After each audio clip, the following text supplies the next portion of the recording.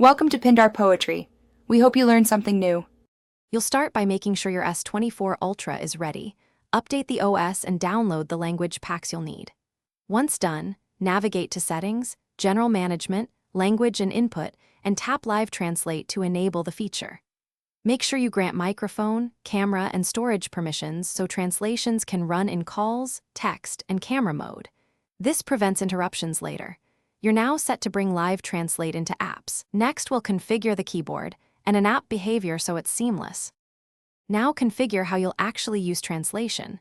Switch your Samsung keyboard to the Live Translate keyboard so typing converts text inline. Open Keyboard Settings and select Translate. Next, enable live captions for videos and in the phone app enable in-call translation if available, which routes audio through Live Translate in real time.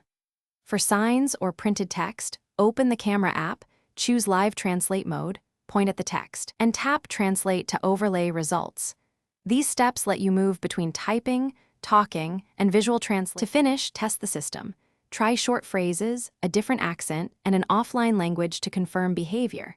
If translations lag or fail, first reboot the phone, next reinstall the language packs or reset Live Translate in settings.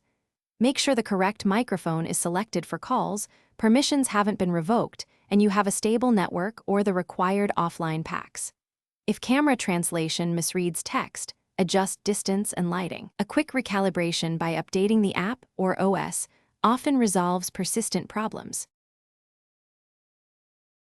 Thanks for watching. Consider subscribing if we helped you.